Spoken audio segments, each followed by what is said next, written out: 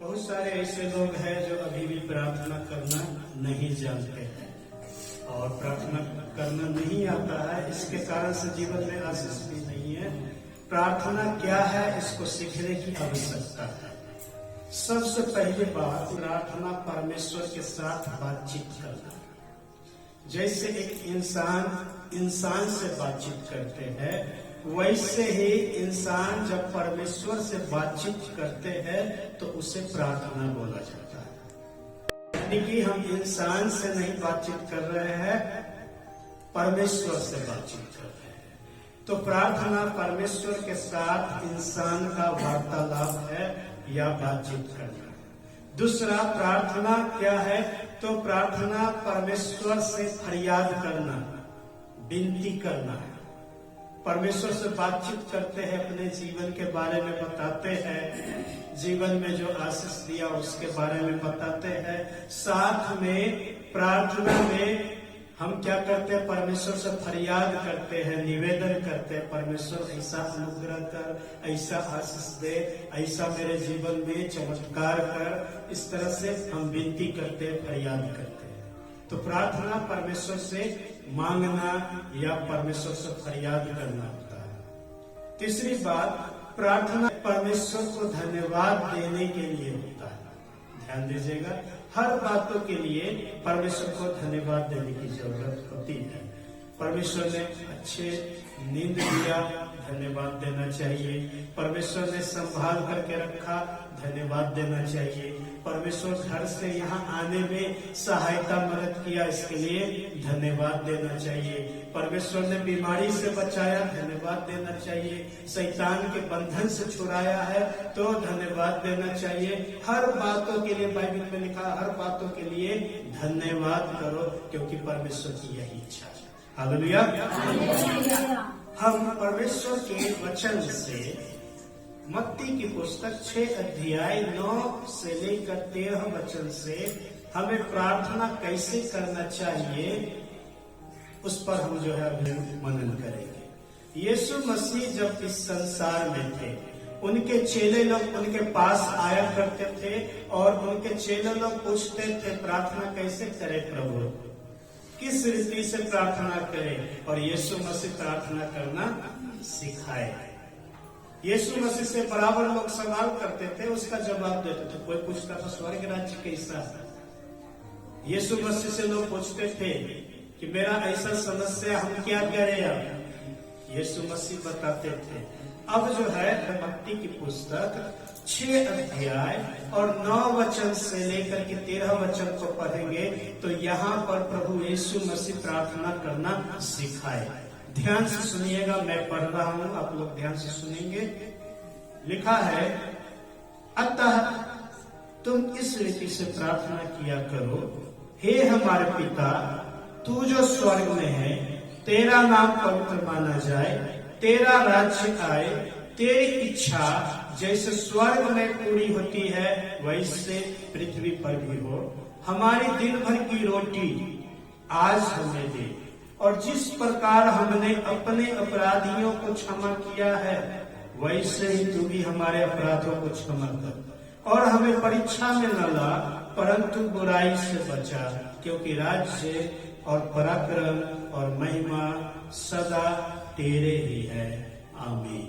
आमीन। यीशु मसीह यहाँ पर प्रार्थना करना सिखाया।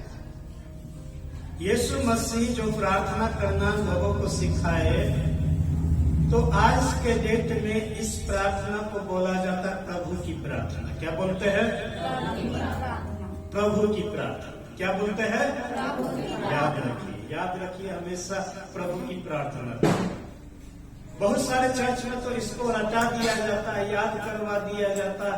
हर एक संडे को, हर एक सभा में या हर एक कॉटेज मीटिंग में सभा समाप्त होती है या सभा शुरुआत होती है, सभा के बीच में जहाँ पर जैसे भी सिस्टम बनाया हो तो इस प्रार्थना को दोहराया जाता है। अंत में जो है, जैसे प्रभु भोज के दिन में बोलते आइए हम लोग प्रभु की प्रार्थना करें, सब शुरू हो जाते हैं, हे हमारे पिता तू जो स्वर्ग में है, तेरा नाम पवित्र माना जाए, तेरा राज्य आए, तेरी इच्छा जैसे स्वर्ग में पूरी होती है वैसे ही पृथ्वी पर भी हो। हमारे दिन भर की रोटी आज हमें, और जिस प्रकार हमने अपराधियों को क्षमा किया है तो भी हमारे अपराधों को क्षमा कर। हमें परीक्षा में न ला परंतु बुराई से बचा, क्योंकि राज्य और पराक्रम और महिमा सदा तेरी ही है। आमीन। स्कूल में यही प्रार्थना को हम लोग, प्राइवेट स्कूल जो भी हम लोग चलाते क्रिश्चियन स्कूल, उसमें यही प्रार्थना होता है, केवल भाषा बदल जाता है। इंग्लिश मीडियम है तो इंग्लिश मीडियम, इंग्लिश में रटवाते हैं। प्रत्येक स्कूल का क्लास शुरू होने से पहले मसीही स्कूल में जब बच्चे को डालेंगे तो यही प्रार्थना होगा, our father in heaven, hallowed be your name, your kingdom come, your will be done on earth as it is in heaven. इसी तरह से यही प्रार्थना इंग्लिश से। अब जो है बहुत सारे चर्च में इसको विधिवत रूप से प्रत्येक सप्ताह या प्रत्येक सभा में इसको किया जाता है, हर सभा। और बहुत सारे चर्च में परंपरा बना हुआ है, आज से नहीं, बाप दादा के समय से। ध्यान दीजिएगा, बाप दादा के समय से ये परंपरा इस प्रार्थना को किया जाए, और जितने उनके मेंबर्स हैं उनको भी याद करवा दिया जाता है और बोलते हैं कि इसी प्रार्थना को किया करना। नया लोग पूछते हैं, पास्टर साहब बताइए प्रार्थना कैसे करेंगे? पट से बाइबल में टिक लगा देंगे, बोले देखो रेड पेन से टिक लगा दिए और मत्ती की पुस्तक 6 अध्याय 9 से 13 याद कर लो। प्रतिदिन की प्रार्थना में यही किया करना, यही प्रार्थना करना, याद कर लो इसको, याद करवा दिया जाता है। एक कहावत है, रटंतु विद्या फलंती नहीं, रटा हुआ विद्या फल नहीं लाता। लोग रट लेते हैं और प्रत्येक दिन की प्रार्थना में यही प्रार्थना करते हैं, और यहाँ तक कि सभा में भी यही प्रार्थना करते हैं, हर जगह पर यही प्रार्थना करते हैं, तो इसमें आशीष नहीं है। जरा ध्यान दीजिएगा, यीशु मसीह जब प्रार्थना करना सिखाए तो बोले क्या क्या बोल करके सिखाए? 9 पद का पहला पाठ में यीशु मसीह बोलता, अतः तुम इस रीति से प्रार्थना किया करना। हालेलुया। यीशु मसीह बोलते हैं, अतः तुम इस रीति से प्रार्थना किया करो, इस रीति से किया करो। यीशु मसीह ये नहीं बोल रहा है कि यही प्रार्थना किया करो। समझ रहे हैं? लिखा है ऐसा क्या? यीशु मसीह ये नहीं बोले यही प्रार्थना किया करो, लेकिन चर्च में भी गलत टीचिंग होता है, गलत सिखाया जाता है। जिनको खुद प्रार्थना का नॉलेज नहीं है तो वो बताएंगे रट लो, याद कर लो, सुबह में ये करना, दोपहर में ये करना, रात में ये करना, सुबह की प्रार्थना ये, रात की प्रार्थना ये, और दोपहर का बेला में ये प्रार्थना करो। बहुत सारे चर्च में पुस्तक छापा जाता, पीछे में एक पन्ना दिए रहेगा, सुबह की प्रार्थना, दोपहर की प्रार्थना, रात की प्रार्थना लिखा रहेगा, और मेंबर से बोलेंगे इसको याद कर लो, यही प्रार्थना किया। कहाँ घूमते हैं लोग, जरा सोच। हमारा परमेश्वर, हम जो कुछ भी जिस भाषा में बोलेंगे उसको सुनने वाला प्रभु, जो कुछ भी जिस भाषा में बोलेंगे उसको सुनने वाला प्रभु। लेकिन रट करके प्रत्येक दिन वही चीज बोलेंगे तो एक तरह से ये परंपरागत से चलते आ रहा है, इसको दिखा रहा है, इसमें आशीष नहीं है। मस्जिद में 5 टाइम नमाज होता है। मैं एक बार एक मौलवी साहब से पूछा कि जरा ये बताओ, आपके प्रार्थना में, आपके नमाज में, जिससे आप नमाज करते हैं, जिस खुदा को आप नमाज में याद करते हैं, वो खुदा आपकी प्रार्थना में हाजिर होते हैं?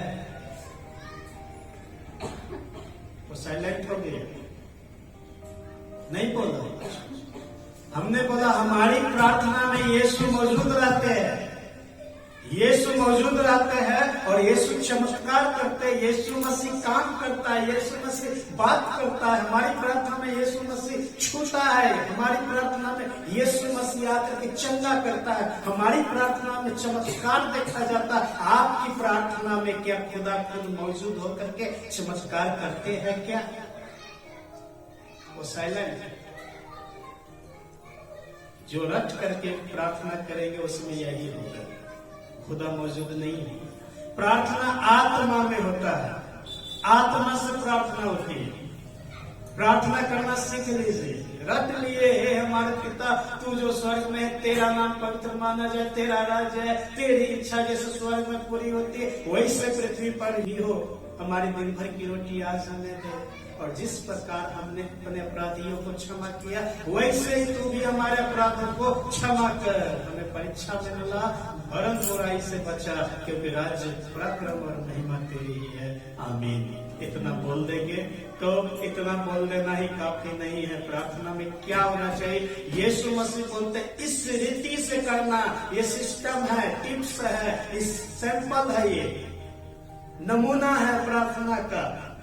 यही प्रार्थना नहीं करना है, नमूना दे रहे हैं। प्रार्थना ऐसा होना चाहिए, सबसे पहले पिता परमेश्वर की महिमा करना चाहिए। हालेलुया। जब भी प्रार्थना करो तो यीशु मसीह बोलते हैं प्रार्थना में सबसे पहले देखो तुम्हारा पिता से तुम्हारा संबंध कैसा है। इसलिए तो लिखा ना, यीशु मसीह बोलते हैं हे हमारे पिता।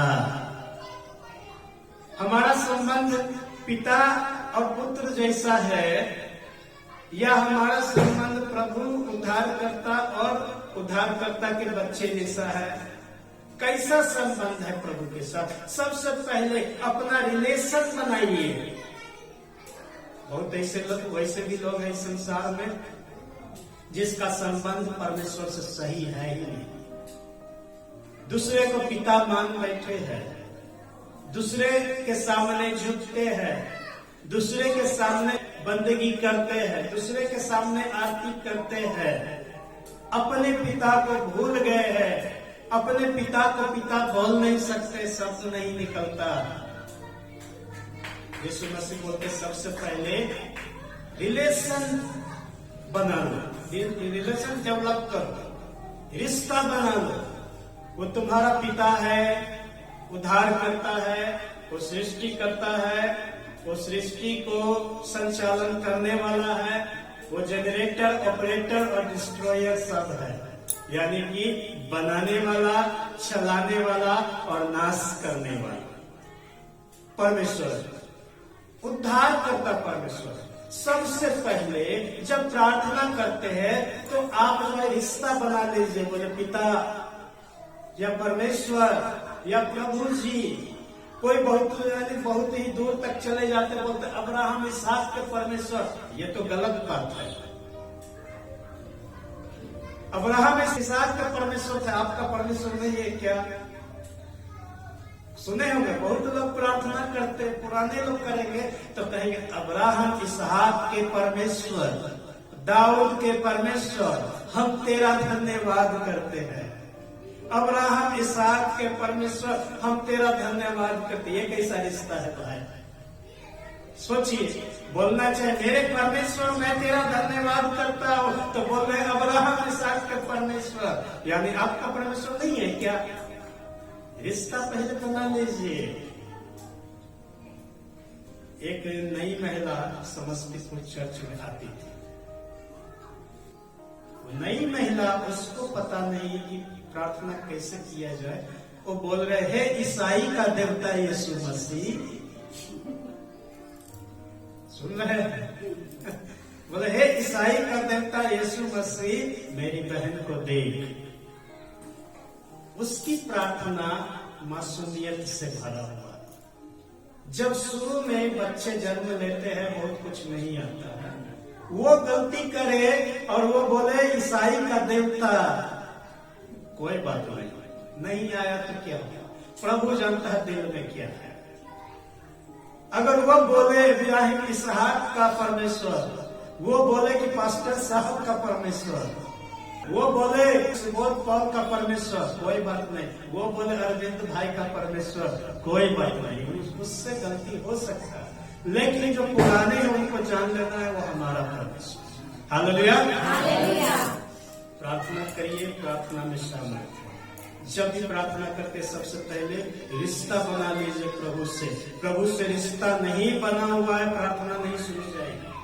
प्रभु बोलेगा कि तुम्हारा रिश्ता मेरे साथ सही नहीं है, तुम मेरे पीछे चल नहीं रहे हो, तुम मेरे बातों को नहीं सुनते हो, मेरे बातों के अनुसार चलते नहीं, करते नहीं हो, मेरे बातों को मानते नहीं हो, मेरे बातों को पढ़ते नहीं हो, मेरे बात को सुनते नहीं हो, मैं तेरी नहीं सुनूंगा। इसलिए पहले रिश्ता बनाइए। दूसरा, परमेश्वर की महिमा करना। लिखा है, यीशु मसीह बोलते हैं कि जब प्रार्थना करो तो बोलो, हे हमारे पिता तू जो स्वर्ग में है, तेरा नाम पवित्र माना जाए, तेरा नाम पवित्र माना जाए। यानी परमेश्वर की महिमा करिए प्रार्थना में, परमेश्वर की महिमा करिए। और तीसरी बात बोलते हैं कि जब प्रार्थना करो, यीशु मसीह बोलते हैं, तो प्रार्थना ये करना, प्रभु तेरी इच्छा जैसे स्वर्ग में पूरी होती है वैसे पृथ्वी पर। यानी पहला रिश्ता बना लीजिए, दूसरा परमेश्वर की नाम की महिमा करिए, तीसरा परमेश्वर की इच्छा को अपने जीवन में मांग करिए। परमेश्वर की इच्छा, कई बार अपनी इच्छा में लगे रहते हैं, अपना इच्छा, केवल मेरा इच्छा, मेरा इच्छा, मेरा मेरा मेरा मेरा इच्छा। प्रभु के सामने में गिड़गिड़ाते हैं, प्रभु मेरा इच्छा पूरी हो जाए, मेरा इच्छा है, मेरा इच्छा पूरी हो जाए, मेरा इच्छा है ये करना, ये मेरा इच्छा पूरी हो जाए, मेरा मेरा नहीं करना है। बोला प्रभु तेरी इच्छा जैसे स्वर्ग में पूरी होती है वैसे पृथ्वी पर हो, मेरे जीवन में पूरी हो। यानी परमेश्वर की इच्छा को मांगिए। यदि परमेश्वर की इच्छा नहीं होगी तो आपकी नहीं सुनी जाएगी। आपकी इच्छा को परमेश्वर अपनी इच्छा में तब बदलेगा जब आप परमेश्वर की इच्छा में मांगेंगे। हालेलुया। चौथी बात यह है, जब प्रार्थना करते हैं तो अपने प्रतिदिन की जरूरत जो है उसको मांगिए। लिखा है, यीशु मसीह बोलते हैं, प्रार्थना करो हमारी प्रतिदिन की रोटी आज हमें दे। प्रतिदिन की रोटी, कल के लिए नहीं, प्रतिदिन का रोटी आज, आज का रोटी आज दे। अब रोटी की बात करेंगे तो रोटी दो प्रकार का है, वचन को भी रोटी कहा जाता है और साथ ही साथ जो है पेट भरने वाला जो वस्तु हम खाते हैं उसको भी रोटी कहा जाता है। प्रतिदिन के जीवन में केवल जो है पेट भरने वाला रोटी नहीं, वचन का रोटी भी जरूरत है। जैसे शरीर को जीवित रखने के लिए रोटी खाते हैं, चावल खाते हैं ना, और भी अन्य चीज खाते हैं, भात दाल सब्जी खाए तो पेट भरा, शरीर जीवित रखने के लिए, आत्मा को जीवित रखने के लिए वचन हमारे लिए रोटी है। तो प्रभु से मांगना क्या है, आत्मिक रोटी भी और शारीरिक रोटी भी। और पांचवी बात यह है कि जब प्रार्थना करें तो प्रार्थना करने से पहले अपने अपराधियों को क्षमा कर दीजिए। यीशु मसीह बोलते हैं, जब तुम प्रार्थना करते हो तो प्रार्थना ये करना, जिस प्रकार हमने अपने अपराधियों को क्षमा किया है तो भी हमारे अपराधों को क्षमा कर। यानी कि प्रार्थना करने से पहले अपराधियों को क्षमा कर दीजिए। आप क्षमा करेंगे तो परमेश्वर का वचन कहता है, यदि तुम मनुष्य के अपराध को क्षमा करोगे तो तुम्हारा स्वर्गीय पिता भी तुम्हें क्षमा करेगा। मनुष्य के अपराध को जब क्षमा करते हैं तो स्वर्गीय पिता हमें भी क्षमा करता है। अगर 15 पद देखेंगे तो 15 पद में कहता है, और यदि तुम मनुष्य के अपराध को क्षमा न करोगे तो तुम्हारा स्वर्गीय पिता भी तुम्हें क्षमा न करेगा। जब हमें क्षमा न करेगा हमारी सुनी नहीं जाएगी। जब हम प्रार्थना करते हैं परमेश्वर के सम्मुख में जब जाते हैं तो अपराधियों को क्षमा कर दीजिए। दूसरे को क्षमा किए नहीं और प्रार्थना करने पहुंच गए तो आपकी क्षमा नहीं किया जाएगा। और क्षमा नहीं किया जाएगा तो क्या क्या होगा जान लीजिए। बहुत सारे रोग पाप के कारण आता है, पाप के कारण। यीशु मसीह जब चंगा करते थे ना तो बोलते थे, जा तेरे पाप क्षमा हो गए, फिर से पाप न करना, बोलते थे यीशु मसीह। यानी पाप के कारण रोग आया है। पाप के कारण रोग आया है, हमने अपने अपराधियों को क्षमा नहीं किया है, प्रभु हमें भी क्षमा नहीं करेगा, और हमें क्षमा नहीं करेगा, हमारे पाप नहीं मिटाए जाएंगे, तो हमारे रोग भी नहीं मिटाए जाएंगे। पाप मिटेगा तब तो रोग मिटेगा। समझ रहे हैं ना? तो जब भी प्रार्थना करने आते हैं तो पहले अपराधियों को क्षमा कर दीजिए। अभी के समय में लोग जो है क्षमा करना नहीं सीखते हैं। पास्टर लोग भी क्षमा करना ठीक से नहीं जानते हैं। यीशु मसीह बोले कि जो एक गाल पर थप्पड़ मारे उसकी ओर दूसरा भी फेर देना है। इसका अर्थ ये होता है कि एक गाल पर थप्पड़ मारे तो उसको भुला देना, इसका अर्थ ये होता है। दूसरा गाल करने का मतलब अरे कोई बात नहीं, मारे हो इस गाल पर भी, इसमें भी मार दो, हमको कोई तकलीफ नहीं है। दूसरा गाल बढ़ाने का मतलब ये है ना। गाल बढ़ाने का अर्थ क्या हुआ? दूसरा गाल बढ़ाने का मतलब कोई बात नहीं दीदी, आप एक थप्पड़ मार दिए, दूसरा भी मार दिए, हमको कोई फर्क नहीं पड़ता है, तीसरा चौथा जो भी मारो हम तुमको क्षमा करेंगे। प्रभु ने क्षमा करना सिखाया, अब उसके पीछे केस कर दिए, तो इसका मतलब ये कि वो दिल से क्षमा नहीं किया।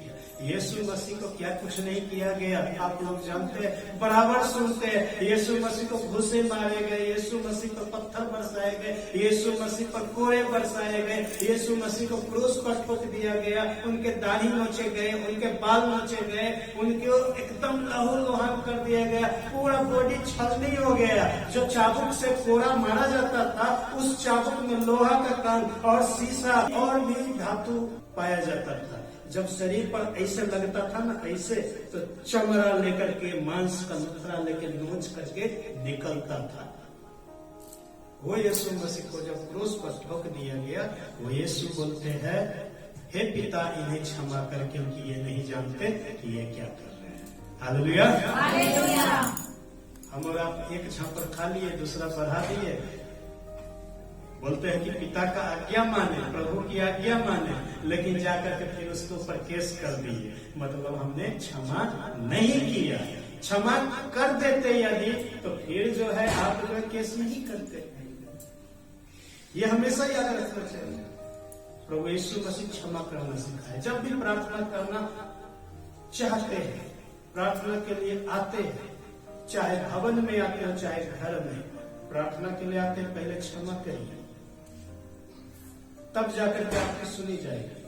छठी बात, यीशु मसीह बोलते हैं कि प्रार्थना में ये भी प्रार्थना करो कि हमें प्रभु तू परीक्षा में पड़ने न दे, बुराई से बचा।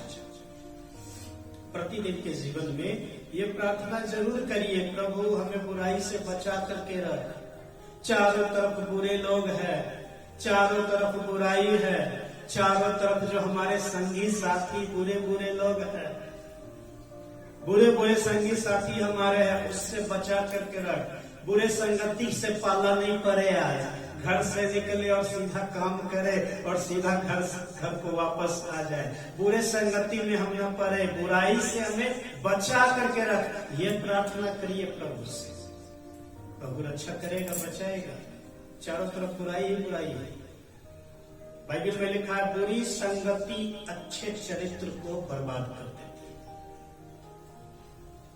बुरी संगति अच्छे चरित्र को बर्बाद कर देती। मैंने अपने जीवन में सीखा और मैंने पालन किया, मैं बताना चाहता हूं।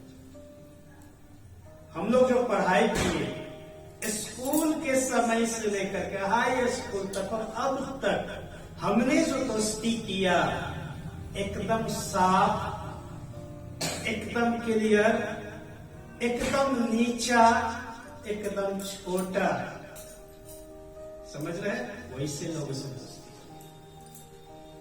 रिकॉर्ड है ये। हम स्कूल में थे जहां 150-200 बच्चे थे, हमारे क्लास में अलग अलग सेक्शन। उस 150-200 में एक ही मेरा मित्र था जो आज भी मेरा मित्र है। Hallelujah, hallelujah. बुरी संगति अच्छे चरित्र को बर्बाद कर देती। एक समय आया, बता रहे, एक समय आया कि एक संगति पकड़ने लगे, लेकिन पट से छोड़ना पड़ा, क्योंकि हम बर्बाद हो जाते। छोटा सा गुटखा आने लगा। खुल के हम बता रहे हैं, घर में किसी को मालूम नहीं। अभी भी बोलिएगा इस बोध पर कभी गुटखा मुंह में डाला था या खैनी मुंह में डाला था, कोई यकीन नहीं करेगा मेरे घर में। लेकिन बता रहा उसकी संगति में उलझने वाले थे, बस उसका साथ छोड़ना था। एक रिलेशन में, दूर का रिलेशन में, जो प्रभु में नहीं है, घर में आते थे वो खैनी खाते थे।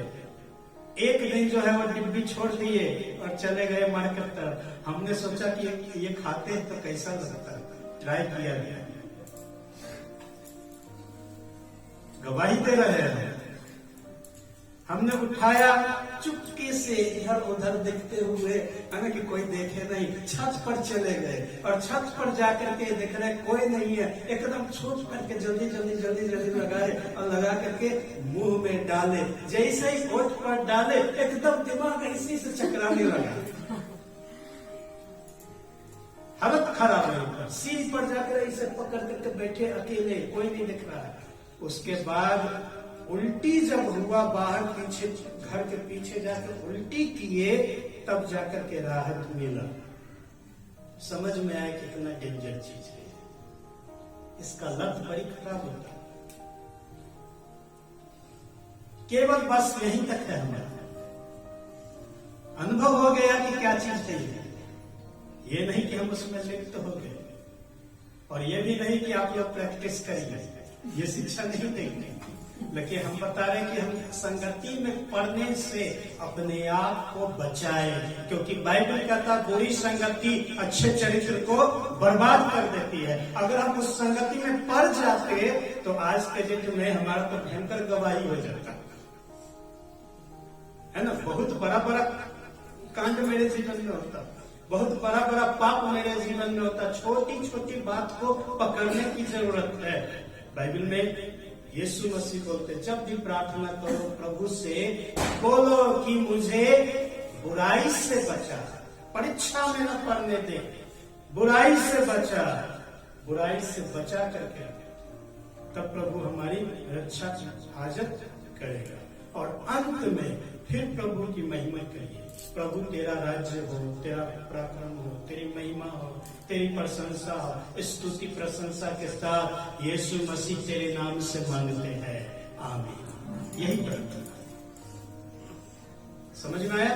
प्रार्थना में सबसे पहले शब्द शुरू करिए, हे हमारे पिता तेरी स्तुति करते हैं, या हे हमारे उद्धारकर्ता तेरी स्तुति करते हैं। प्रार्थना इसे की करिए, हे हमारे परमेश्वर तेरी स्तुति करते हैं, हे प्रभु यीशु मसीह तेरी बंदगी करते, हे प्रभु यीशु मसीह तेरा राज्य आए, हे प्रभु यीशु मसीह जैसे स्वर्ग में तेरी इच्छा पूरी होती है मेरे जीवन में भी पूरी हो। हे प्रभु यीशु मसीह मेरी जरूरत को देख, मुझे घर की जरूरत है, मुझे घर दे दे। हे प्रभु यीशु मसीह मेरे समस्या को देख, मेरा बेटा बीमार है उसको चंगा कर दे। हे प्रभु यीशु मसीह घर में खाने के लिए नहीं है, रोजी रोटी सही से नहीं चलता, प्रभु उपाय कर दे। यही प्रार्थना। प्रभु यीशु मसीह आज हम घर से निकले हैं काम करने को, बुराई से बचा करके रख, हम कमा करके आए और एकदम साफ सुथरा एकदम शुद्ध धन हमें मिले और उसमें गंदगी न हो, पाप का कमाई नहीं, उससे बचा करके रखे प्रभु यीशु मसीह। प्रभु यीशु मसीह हम जो कमाए उसको अपने परिवार में खर्च करने पाए, बुराई में खर्च करने न पाए, मुझे बचा करके रख वैसे दोस्तों से जो बुरी संगति में ले चल। यही प्रार्थना, ऐसे ही प्रार्थना करना प्रत्येक दिन। और अंत में बोलना, यीशु मसीह धन्यवाद देते हैं सारे बातों के लिए, हम तेरे पवित्र मीठे नाम से मांगते, या यीशु मसीह तेरे नाम से मांगते, या यीशु के नाम से मांगते। अंत में बोला जाता है आमीन। आमीन का अर्थ है हमने जो मांगा वैसा ही। हालेलुया। सबको सीखने की जरूरत है, प्रार्थना ऐसे किया जाए, प्रार्थना का यही तरीका है। और हम और आप कहेंगे कि यानी सिखा दीजिए, रटा दीजिए, रटाने की जरूरत नहीं। प्रार्थना यीशु के साथ बातचीत करना। प्रार्थना जैसे इंसान से बात करते हैं, परमेश्वर के साथ बात करना। आप जिस भाषा में बोलेंगे प्रभु उस भाषा को जानता है। भाषा देने वाला प्रभु है। जो भाषा में प्रार्थना करिए प्रभु जानता है। अगर आपको हिंदी में नहीं आता है, अपना देहाती भाषा में भी बोल सकते हैं, कोई प्रॉब्लम नहीं। कोशिश करिए जहां पर हिंदी होता है वहां हिंदी में। सारा भाषा उन्हीं का दिया हुआ है, इसीलिए आप किसी भी भाषा में प्रार्थना कर सकते हैं, किसी भी भाषा में बातचीत कर सकते हैं। जैसे घर के लोगों के साथ अपने घर का भाषा बोलते हैं, प्रभु के साथ भी कर सकते हैं। प्रभु आपके भाषा में ही आपको आशीष